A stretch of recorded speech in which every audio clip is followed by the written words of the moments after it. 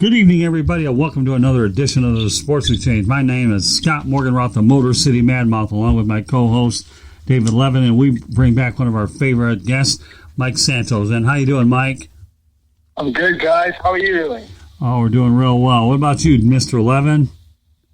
I'm doing great. I hope everybody down your way is doing well. I hope everybody that's going to be listening to this is still safe and secure, and we're still practicing our social distancing. Everybody is healthy and doing the right thing. Well, got to tell you, Saturday night it looked like Jacksonville was the sports capital of the world, wasn't it, Mr. Levin? There was a UFC event held in your neck of the woods. I have to tell you, for an event that nobody could go to, it was pretty special. I know that Mike and I are going to talk a little bit about this, but they did hold a UFC event in Jacksonville on Saturday night, sans the fans, which I know for a UFC event is really unusual. Wouldn't you say, Mike?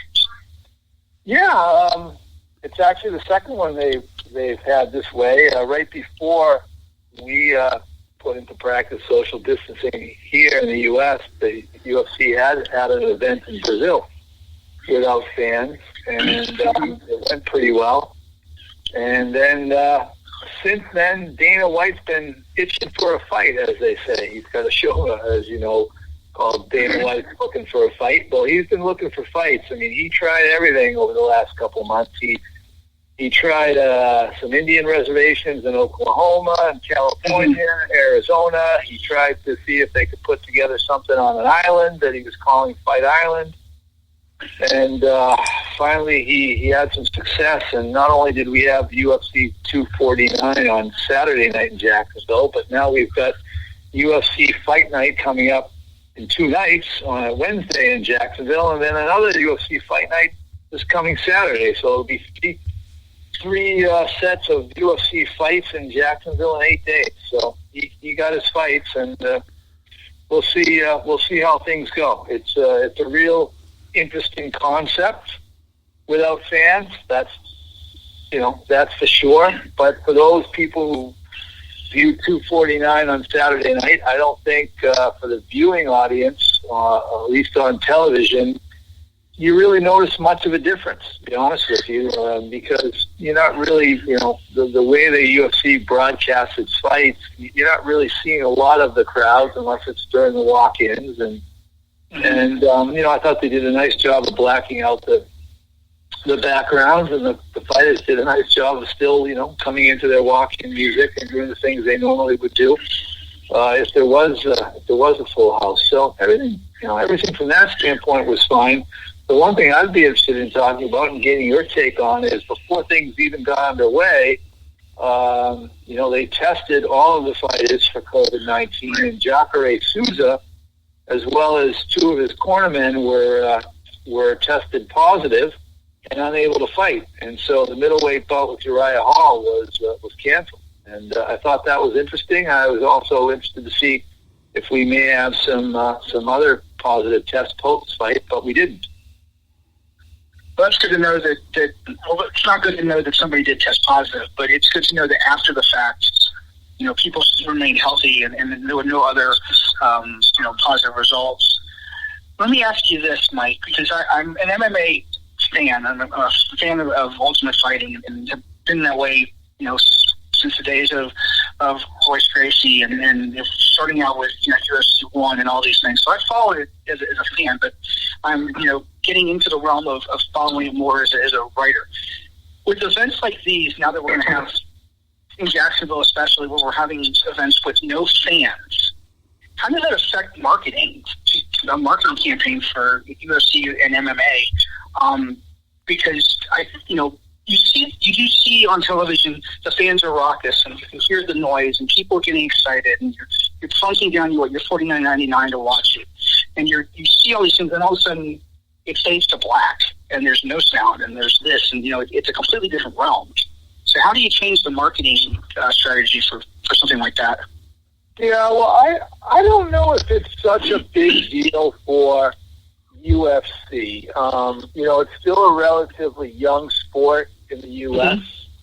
And, a lot of the things that the UFC did to market the product over the last 20 years, which included the Ultimate Fighter show, were done in venues just like this, where they did it with 20 people in the building, and the comments that I was able to hear from this past Saturday, as well as the one that was in Brazil a couple months ago, but especially this past Saturday, is people were really interested in that they could hear the interaction between the fighters during the fight. They could hear clearly what their corners were shouting for instructions, and then they could clearly hear what was going on between rounds in the corners as well.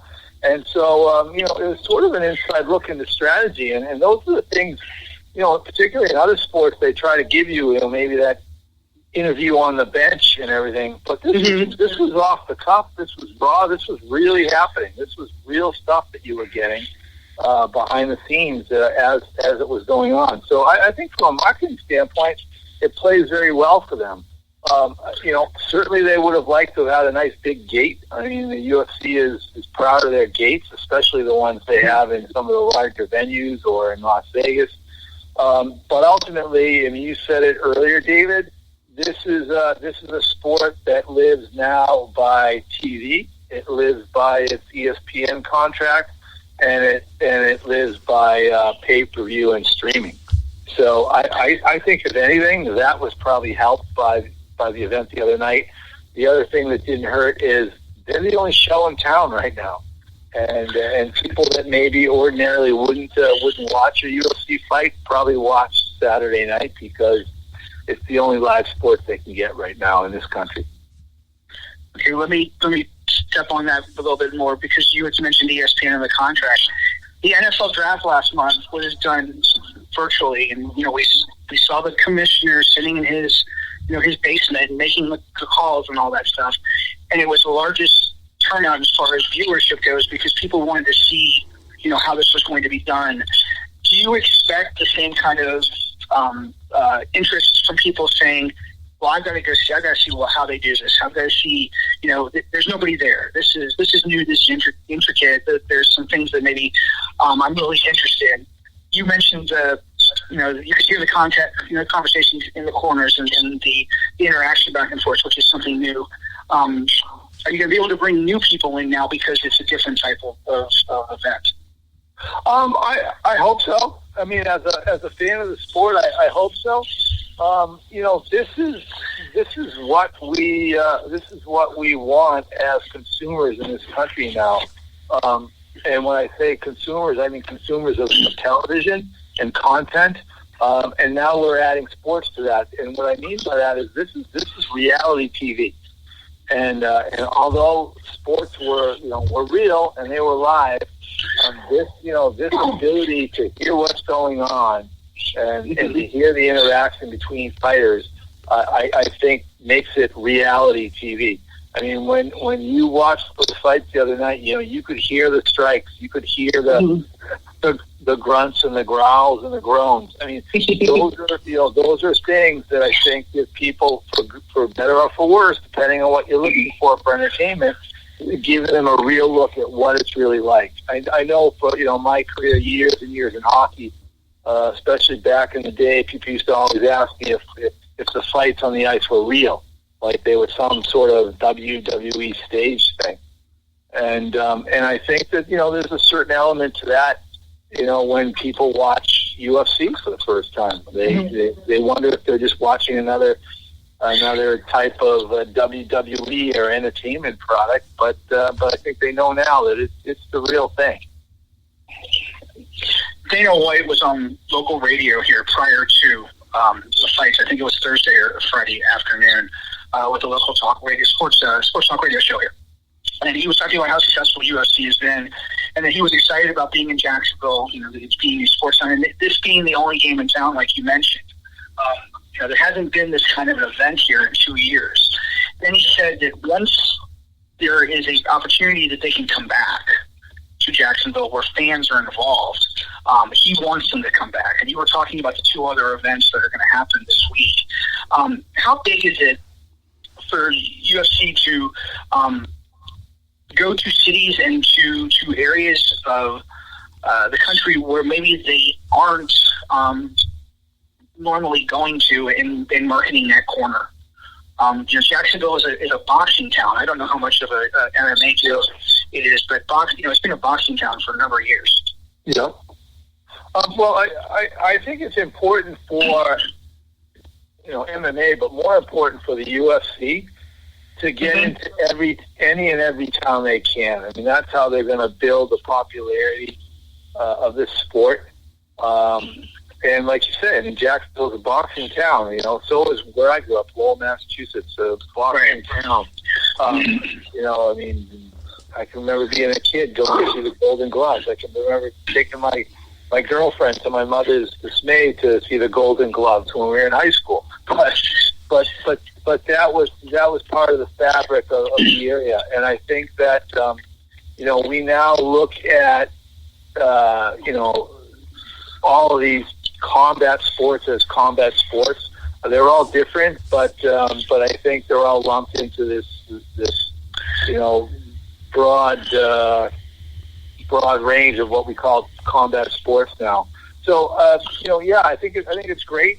I also think again that where the UFC is heading, that the dates are important, but more important, as we saw happen to boxing, 40 years ago, pay-per-view. It started with closed circuit, now pay-per-view. That's where the money is. That's where the money is for these guys.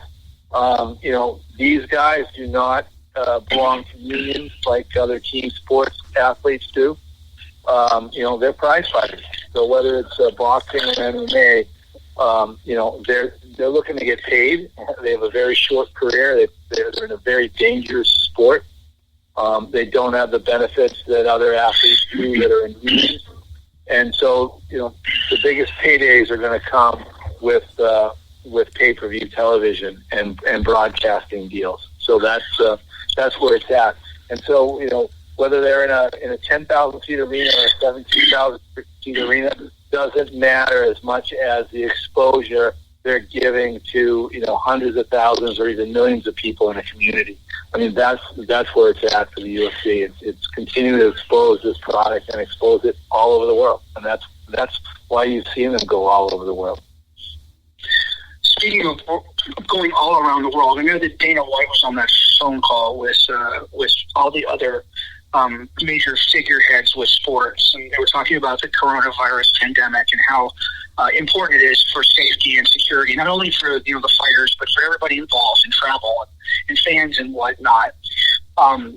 Everybody is taking a different approach towards it. I mean, we've seen baseball, shut itself down. We've seen the NHL shut itself down. I know that's something that's got to hurt you a little bit, but you're such a big hockey fan. We see all these things happening, but the NFL is still planning for a season. Baseball is trying to come back. UFC is kind of danced around it so that they can still put on events with making sure that everything is safe and secure for everybody.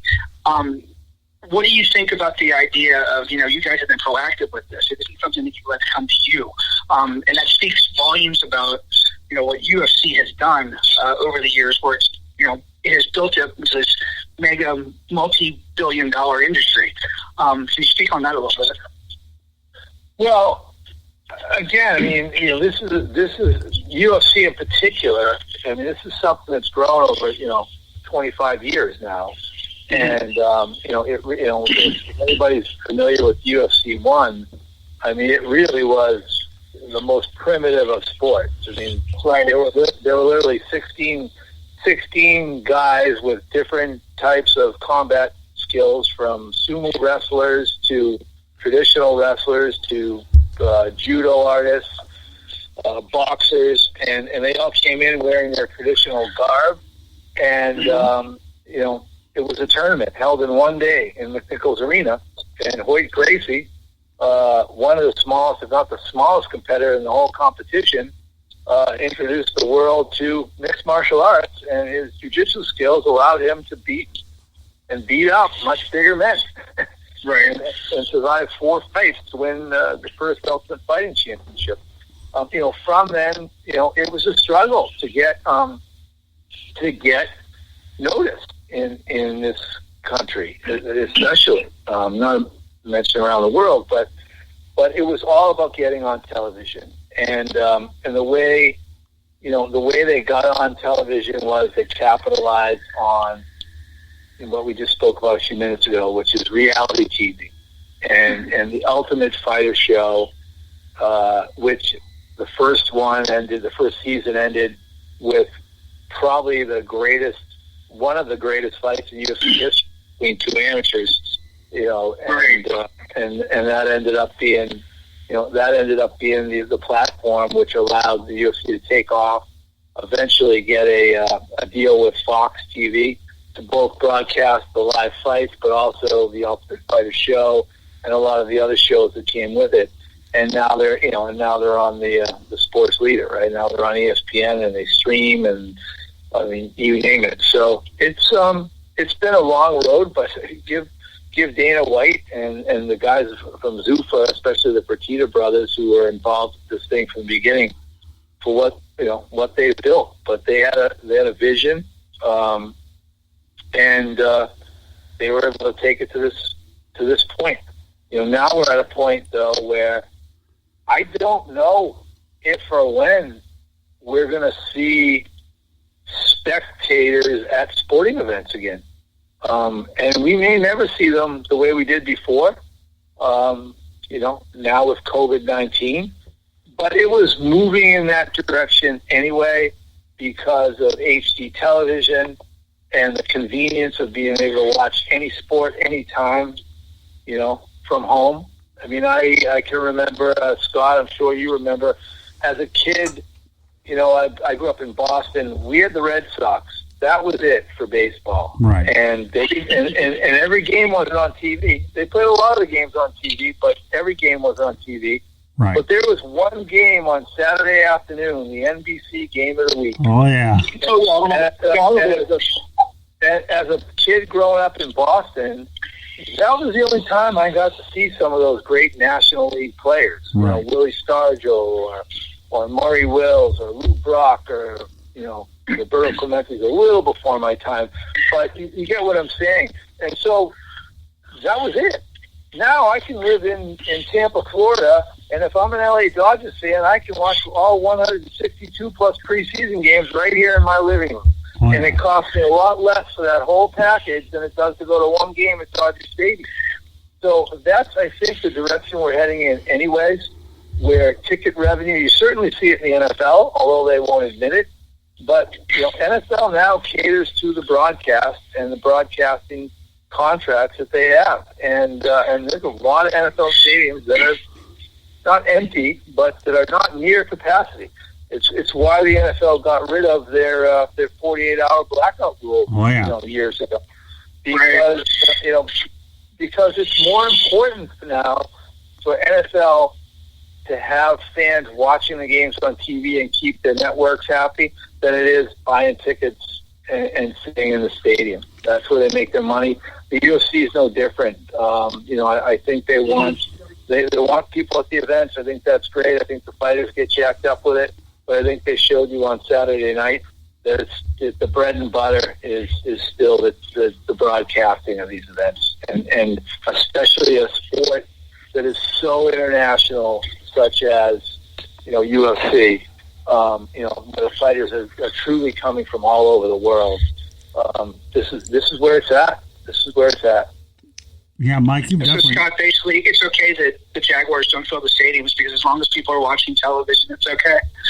Don't tell me that about the London games, but okay, that's another story.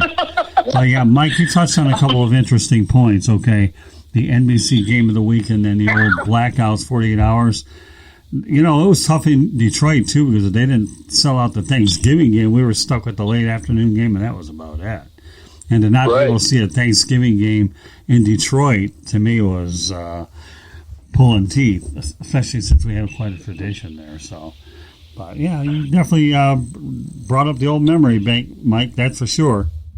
Yeah, I mean, you didn't have the options you have now. I mean, now it doesn't matter what sport, what team you follow, where you live. You can watch every one of those games, and if it doesn't fit into your schedule, you can record it and watch it later, many times as you want. So it's a whole different world. But all sports are built around broadcasting now. Oh yeah, David, continue on. What other questions do you have for Mike? Sure. First of all, I grew up in South Florida when I was a child, and I'm pushing 50. But we get the game of the week on Saturday, and being able to watch somebody like Johnny bench, because there wasn't baseball in Miami, there was only football, was a real treat. So I completely understand that. Those are some great memories sitting there with my dad on the couch watching baseball. Continuing on with some of the things I was thinking about, UFC and their growth has continued and it's continued to thrive and evolve. It seems like the fight game is different even than it was 5 years ago. And the athletes are bigger, stronger, faster, or they're quicker and more skilled. How do they continue with this momentum? If things are changing like we talked about, where people aren't going to as many matches and the television revenue is important, how do they continue with that kind of momentum of promoting these stars? Well, I think that there's something that's a blessing and a curse when it comes to mixed martial arts, and that is the danger that's involved in the sport doesn't allow for these guys to have extended careers, nor does it allow for them to stay on top for very long. So there's continuously changing at every weight class and at every weight division, and those fighters who are coming from all over the world. You never know who's coming up, and you just watch Justin Gaethje upset Tony Ferguson the other night, and now he's now he wants now he probably will get a shot at Khabib Nurmagomedov to unify the lightweight championship. And again, but now who popped up yesterday and today saying he wants a chance at Gaethje first? Conor McGregor, right? Conor McGregor, and you're transitioning into my next comment. Yeah, go ahead. But the other part of that too is and this is where I really think the UFC is unique, and I mean really unique from any other sport. And it's something that Dana White in particular fought for 20 years, and that is women. Oh, yeah. There are women in this sport that fight on an equal footing with the men, and they're just as entertaining. They're just as much of a draw, and you can't say that for any other sport. No disrespect, but the WNBA has been around for 25 years, and nobody knows about it, and nobody cares about it. But women's MMA is on the same level. They fight on the same cards. I mean, it's still developing. There's not as many weight classes as there are men, But we're at a point now where we've got 4 women's weight classes. 10 years ago, we were just getting started with one. We had somebody who we thought was a superstar, and at the time she was Ronda Rousey, but she was a one-trick pony, and it's with her arm bars and her judo. And as soon as Amanda Nunes said, "I think I'm just going to come in there and punch you in the nose," all bets were off. And now, and the development of women's MMA really makes this sport different than any other sport, whether it's boxing, whether it's basketball or hockey or baseball or anything else. That kind of leads into what I was going to ask you. You talked about Ronda and the fact that she was a one-trick pony. So because of the complexity of the sport today, and I say complexity because you have to have, a mixed martial arts background. You can't just, stick to one thing and hopefully, have a long career. Can somebody who is just a striker or a fighter, which was very popular in the early days, as we've seen, can they still survive in this sport? Absolutely.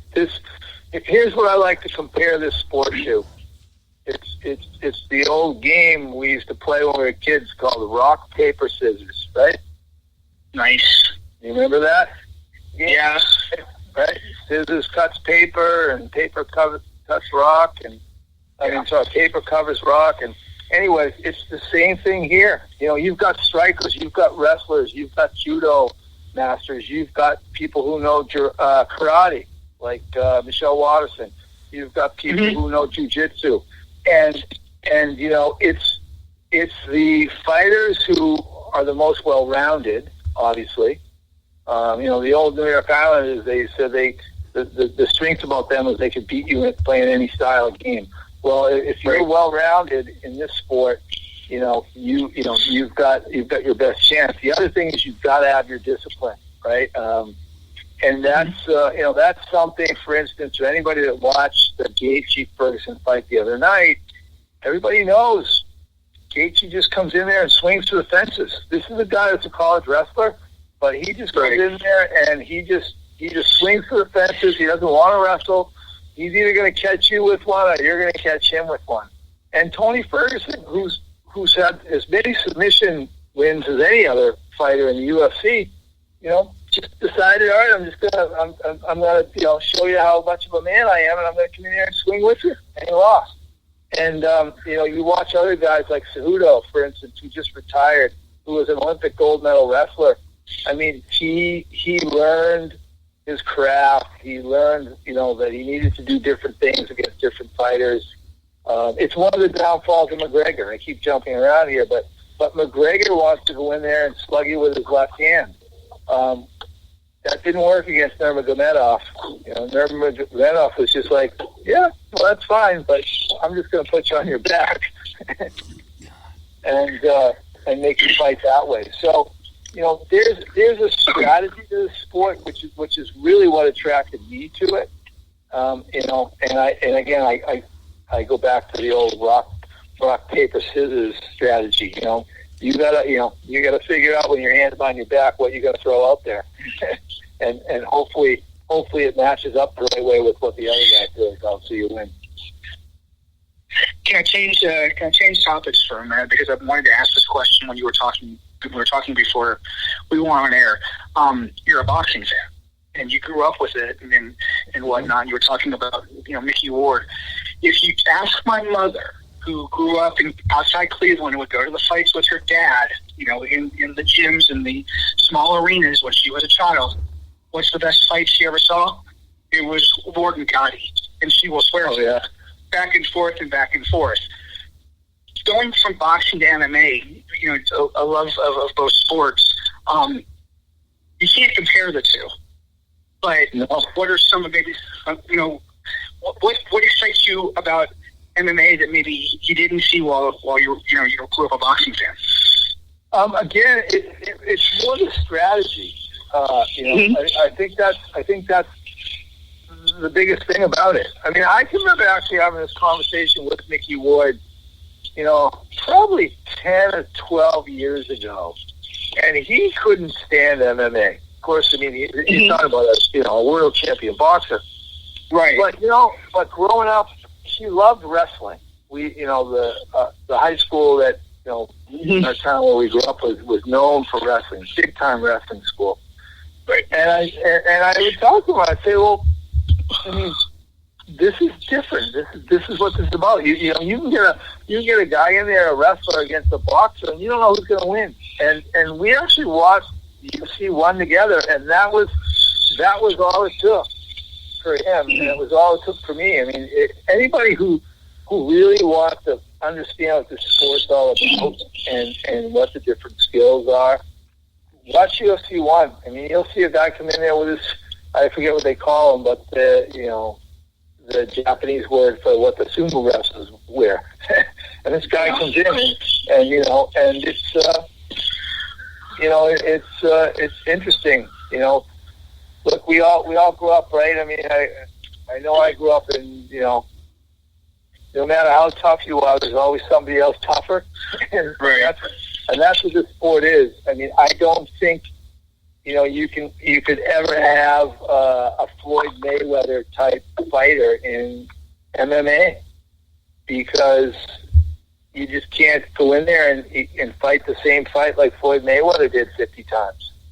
You can't go in there and because it's so many different skills you need.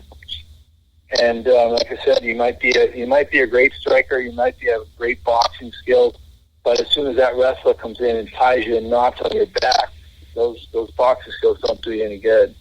I think that was evident when McGregor and Mayweather fought. There was no way Mayweather was going to do anything but have a boxing match with him. And that's why there'll never be a second one, I don't think, unless it's a boxing match. I really hope there isn't, actually. Just for that reason. Scott, I had those questions that we were talking about, and one led to another, and guess what? He's answered everything I wanted to know. So, you want to jump in? Absolutely. Just want to make sure you got it out so I can go out there and... No, I love the fact this is flowing so well. That's okay. Yeah. Mike, you're making my job very easy. All right. All right. Well, it's obviously, I have a great admiration for these guys. They're nuts. I mean, they're really nuts. Yeah. I mean, again, these guys are throwbacks in a way. They're like the old bare knuckle prize fighters, from 90 years ago, 100 years ago. I mean, these guys are wearing pretty much nothing on their hands and nothing on their feet, and it's a street fight in there. And they don't have, again, they're not members of the union. They don't have the medical protection and the pension plans and all these other things that that the NBA players have or the NHL players have. They're not unionized. And a lot of these guys are and it's the same for boxing, but especially with these guys, a lot of these guys are really risking their lives in there. They really are. And I see a guy like Cowboy Cerrone, who's had over 40 fights in the UFC, who's fighting 4 or 5 times a year, and he's in his 40s now. I mean, it's just crazy. It's crazy. All right, let me go on to a couple things, if I may. Okay, you alluded to it before. Conor McGregor versus Floyd Mayweather. Luckily, I didn't have to buy the fight because at that time I was in Hawaii for my niece's wedding, and they had it all over the hotel. So nobody's going to say that I had to spend money because they were getting some good cabbage. I thought it was a very interesting fight, though, between McGregor and Mayweather, and I have to tell you, I actually enjoyed watching it. Yeah, it was entertainment. That's what it was, right? I don't think anybody that knew anything felt McGregor had a real chance of winning that fight, including Mayweather. I think I think Mayweather's smart enough to know that if people are going to pay all the money that they did to watch this thing, and that if he was going to get a payday of, I think it was over $100 million for him, and I think McGregor got $8 million, that they better put on a show, and somebody better not hit the deck in the first round. Right. And that's what they did, But at the end of the day, when it got up around the later rounds, I mean, Mayweather, not only does he have to win that fight, but he can't win a decision in that fight. Right. Especially that fight being his 50th win to go 50-0. So he had to finish McGregor, and he waited and gave him 10 rounds to do it, and then he did it. Yeah, well, he just toyed with him is what he did. It's just like a ongoing sparring match until Floyd had to turn it up, and then all of a sudden, Conor McGregor went way downtown, bang. So that's all right. So I had to get that reference in. So a former NFL player actually competed on Saturday. A guy by the name of Greg Hardy has a new career. Yeah. How do you think Greg Hardy's going to do under the MMA format? Well, I mean, obviously, it was very controversial even letting him in the UFC, given his history, especially the allegations and the problems he had with his partner in North Carolina. Thus far, I would say that he's got some talent. He's obviously a big man, but the UFC has protected him thus far. I mean, as far as the types of opponents that he's gone against, at some point, the chains are going to have to come off, and he's going to have to fight the big boys. I mean, he is a big boy. So he's who did he fight the other night? He fought Jorgen De Castro. But this guy's in the heavyweight division. Eventually, if he really wants to, be a serious fighter in the heavyweight division, there's a whole bunch of guys he's got to get through. Not to mention another guy that was on the card the other night and had a 20-second knockout in Francis Ngannou. Right. But so you've got Jokic, you've got Cormier still in that division as well. Ngannou, Derek Lewis, the Black Beast, Alexander Volkov, Alex Overeem. I mean, he hasn't come near any of these types of guys. And he's not even. I don't know that he's even fought anybody in the top 15 in the heavyweight division. So I think to this point they've protected him, but it won't be long that he's going to have to really fight somebody who's a somebody, and we'll find out. We'll find out. I have my doubts. I have my doubts that he can be a real contender. But I gotta say though, at least the one thing that he does bring to mixed martial arts is name recognition. I mean, think about it. Here's a guy that, with all the anger that he had in the NFL, at least he can release that anger under this particular format. Name recognition is really the key, I think, and Dana White's all about name recognition. We know how the guy operates. Yeah, I mean, I think there's a little bit of that WWE quality to all of this, that sort of, he's sort of a villain. It's not only a name recognition, but he's sort of a villain because of his past. But this isn't WWE. At some point, he's going to have to fight somebody, and he might get his head knocked off. Now, I know Brock Lesnar attempted to go to the NFL. That didn't really work out. So do you find that it'll be harder for NFL players to go ahead and fit in with MMA? Yeah, I don't think there's a lot of NFL guys that are going to be able to be top MMA guys. Number one, because if they're decent NFL players, they're not even going to get into the MMA sport until they're at least in their late 20s. Right. And again, it's a lot different, right? I mean, it's different when you're a big guy, and then it's different when you're a big guy that has to fight another big guy. I mean, there are weight classes, and so you're going to fight somebody your own size, maybe even bigger for the first time. So that's a big difference. The other thing about Brock Lesnar is he was also a world-class collegiate wrestler. Oh, wow. And okay. So he had those skills behind him as well. I think it's going to be tough for football players. Although, the guy that some people say is the greatest of all time, and probably the best pound for pound fighter in UFC right now, John Jones, had two brothers that played in the NFL. So, well, with that said, okay, there's been a past history where NFL players became professional boxers, and I know that one of them that stands out in my mind was Ed Too Tall Jones, and I'm sure that there's probably a bunch of other ones. Do you think it's a lot easier of a transition for an NFL player to go into boxing than it is MMA? I do, but I don't know if easier is the right word, but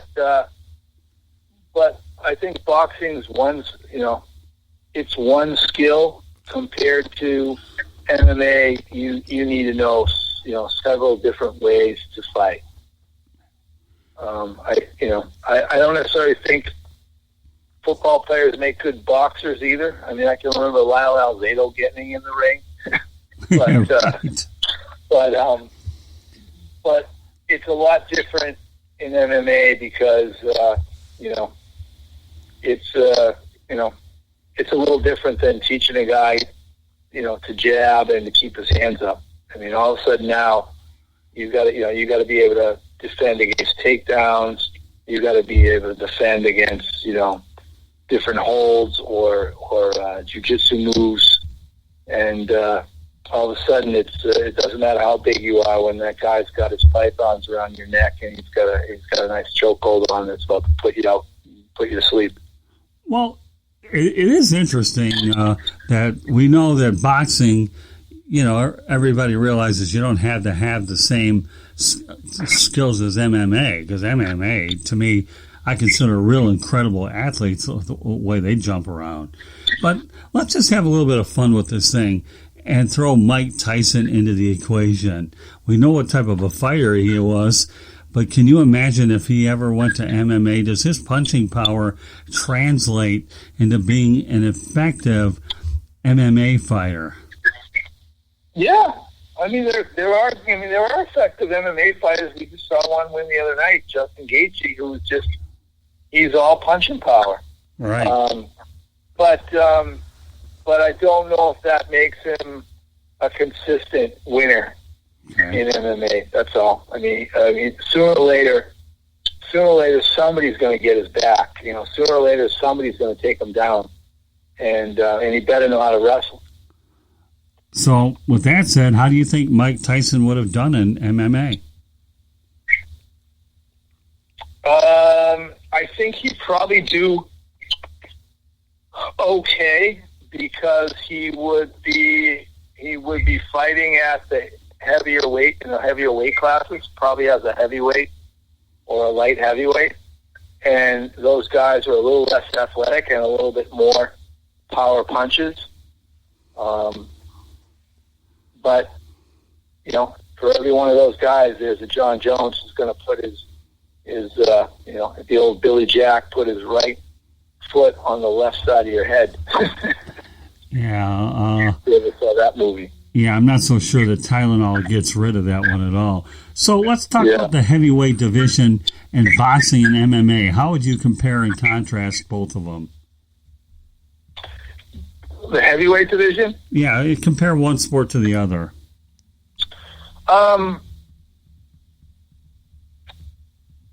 I think there is an element in MMA of guys that are very similar to the heavyweight boxers, in that they're big guys. They throw a heavy punch. They look to knock people out. But when all is said and done, what separates them are the guys that have wrestling backgrounds. And Stipe Miocic, who's currently the heavyweight champ, was a college wrestler. Daniel Cormier, who's the number one contender, Olympic wrestler and college wrestler at Oklahoma State. That's, I think that's what really separates the top guys. But other than that, they're heavier guys. They're not guys that are going to be doing gymnastics in there. They're looking to load up and hit you with that hammer. Boy, if that's the most interesting way to describe gymnastics, find me a better way, because that was good. Yeah. So since David Levin lives up in Jacksonville, we talked about the East Coast Hockey League and the Jacksonville Icemen. So I don't know much about a lot of other Jacksonville sports. I'm learning about the Jacksonville Jumbo Shrimp, but now the Icemen were brought in. So have you ever had any dealings with the East Coast Hockey League, Mike, let alone the Jacksonville Icemen? Yeah, well, I was actually the president of the Norfolk Admirals, formerly the Hampton Roads Admirals, for a couple of years in the East Coast Hockey League. So I know the league. I know the league quite well, and I know the president of the Jacksonville team, Bob Arablo, who formerly was the president of the Orlando Solar Bears in the ECHL as well. So I'm very familiar with it. I'm really happy to see teams back in Florida. Jacksonville. The Orlando team's been back in there for almost 10 years now. Of course, the Everblades down in Estero, Florida, have been around for a while. But I really think the Southeast has always been a good minor league hockey market. There were some financial things that happened back in the 90s and the early 2000s, which really hurt minor league hockey in itself. But for a while there were great teams, all around the Southeast. From from Mississippi Seawolves to the Mobile Mystics in Alabama. You had teams in Birmingham, Alabama. You had a team in New Orleans called the New Orleans Brass for a few years. And then, of course, there were great teams up to one of the greatest success stories for a few years was in Lafayette, Louisiana. So the Lafayette Ice Gators. So I think that minor league hockey can thrive in the South. But like any other level, it's got to have strong ownership, and everybody's got to play by the rules, and the rules mean the salary cap. Yeah, for those, if they can do that, then all teams can be competitive. Then they can attract people. Yeah, for those of you that aren't sure about where Estero is, that's right in the Naples area, isn't it, Mike? Yeah, it's down that Naples, Bonita Springs area, right? Right, off of I-75. Yeah, so it's pretty good. So, David, anything else you want to add to what we've already talked about? First of all, this is great because it's bringing back a lot of memories. We talked about baseball as a kid. We talked about boxing, watching it as a child. My mother, relaying memories of her with her grandfather. And now we're talking ECHL hockey, which I've covered off and on over the last 20-something years, and watched it as at Florida State, at Tallahassee, the Tiger Sharks, and then to PD Pride. And we talked about the Lizard Kings before we went on air, and how long that Jacksonville's had a rich minor league hockey tradition. This is just awesome stuff. I'm really enjoying this. I should point out one thing about MMA. Chuck Liddell certainly, I think, put the MMA on the map. Wouldn't you agree, Mike? Yeah, I mean, Chuck Liddell and Randy Couture, those fights were legendary, and of course, you got to throw Tito Ortiz came in there in the middle of all that and became a real villain. But yeah, I think those guys were true warriors in every sense, and really built the sport in its formative days. Yeah, I actually met Chuck Liddell during the Super Bowl when it was in Miami. Not this past time, but the time before. He was really a super nice guy. Took a photo with him, actually. It was really cool. And his nickname is the Iceman. So maybe they should get him to Jacksonville for a game. Go imagine. They should. All right, everybody, just so you know, you're listening to Sports Exchange on the South Florida Tribune Broadcasting Network. My name is Scott Morganroth, the Motor City Madmouth, along with David Levin. We're pleased to have Mike Santos on. As always, Mike is a regular hockey contributor, but I got to know him in Tampa. This guy's multi-dimensional in every sense of the word, being UFC, boxing, and it's always good to have guests on here that do a lot of different things and pay attention. So, with UFC 249 having taken place over the weekend, I thought, wow, why don't we bring him on after instead of before? And I'm glad the circumstances indeed worked out. So, but meanwhile, David, anything else you want to add before we go ahead and let everybody promote themselves? I'm good. Like I said, I wanted to talk about something a little bit, like out of the box. We talked about this, when we talked about pre-planning. Mike, I really enjoyed this. This is really, really cool. We'll do it again sometime, guys. And I don't want to sound like a kid, but this is, this is really exciting stuff. So, Mike, tell me, is there anything that you want to promote while you're at it? Then we'll wrap up the show in a few minutes. Anything that you represent that you'd like to get out there for our audience?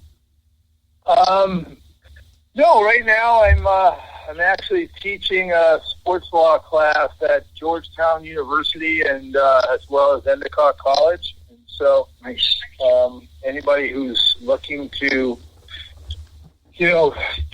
further their education, especially with a master's degree in sports administration, I would recommend you look at that. And I could maybe be one of your teachers for good or bad one of these days. But other than that, I'll hopefully be invited back to join you two gentlemen and talk more about sports. In the meantime, tune in to the UFC this Wednesday and Saturday again from Jacksonville. Mike, the word hopefully doesn't apply to you. You're a given, man. You come on any time we can get you on. I love having you on the broadcast. And you'll always continue to make new friends when we move the lineup along. So before you get off, Mike, let David promote himself, and I'll wrap it up as well, and then we can call it a night. So, David, go ahead. Take it away. All right, guys. I write for Fansided.com. I cover the Jacksonville Jaguars at Black and Teal. You can also find me covering the Miami Marlins on Marlin Maniac. If you want to follow me on Twitter, I am at DM719907. Okay, and I'll go ahead and give you our grocery list of ways to get a hold of us. You can follow us on Twitter at Scoop, SCOOP 33333. Yes, I counted up 5. That's my personal account. The business account is at Tribune South. That's at Tribune South. Go ahead and follow us, and you can send us any information or feedback there. We're also on Facebook, South Florida Tribune. Let's go for the old hat trick, okay? And that ought to fit you well, Mike. So we go from Facebook to Instagram, South Florida Tribune. You have a YouTube channel. Yes, you got it, South Florida Tribune. Hat trick, okay. And then, of course, the website, www.southfloridatribune.com. Our email address is southfloridatribune@gmail.com. And on LinkedIn, you can contact me, Scott Morganroth, and feel free to connect. I'll be more happy to get out to you that way. Some shows on the network include the Sports Exchange, the one that you're listening to, the South Florida Tribune podcast, which is a non-sports related broadcast. Mike Santos will be invited on that anytime he wants, and we can talk about other things outside of the sports world. Keep that in mind, Mike. 108 Stitches Baseball Talk. David Levin and I host that on a regular basis. The Real and the Rare with Xavier McKnight, one of my great young contributors here that I've known for the better part of almost 2 years. Fantasy Football, Scott and Ryan Skolrud, and Motorman and Rude Dog. You can also find these broadcasts on Apple Podcasts, that's Spreaker, Spotify, iHeartRadio, Google Podcasts, CastBox, Podcast Addict, Deezer, and Podcast Chaser. So that should pretty much get it done on that end. So, Mike, once again, it was great having you on the broadcast tonight, and we look forward to bringing you on many different platforms. But no, we don't hopefully invite you back. You're part of our family, and we love having you on anytime you can make the time for us, Mike. You know, you're a great friend. I enjoyed spending time with you on my birthday, and I should point out something today that, before we close the broadcast, I want to pay tribute to my grandfather, Sidney Morganroth, who 47 years ago on this day passed away due to lung cancer. So let me throw a little public service announcement, folks. As much as we're trying to stay safe during the pandemic, please avoid smoking if you can all do it. It only expedites the inevitable, which we don't want to consider inevitable. So, meanwhile, just thought I'd get that out there as well. So, once again, guys, it's been a pleasure having you both on, and we look forward to another edition of the Sports Exchange. Our next Sports Exchange will be tomorrow night. And you know what'll be nice about tomorrow's night? We'll have our buddy Zach Hirsch, our boy wonder, and we're looking to have him on with the boxing sports memorabilia. And Mike, I enjoy having boxing on, and we're hoping to have Shannon Briggs at some point down the road. So, so we got a lot of ambitious ideas to promote, more than the 4 major sports, but I'd love to give UFC and boxing their due, and we'll do exactly that. So, once again, guys, great broadcast tonight, and meanwhile, have a great night. Thank you very much. All right, thanks, bud. Thank you. Thanks a lot. Good night.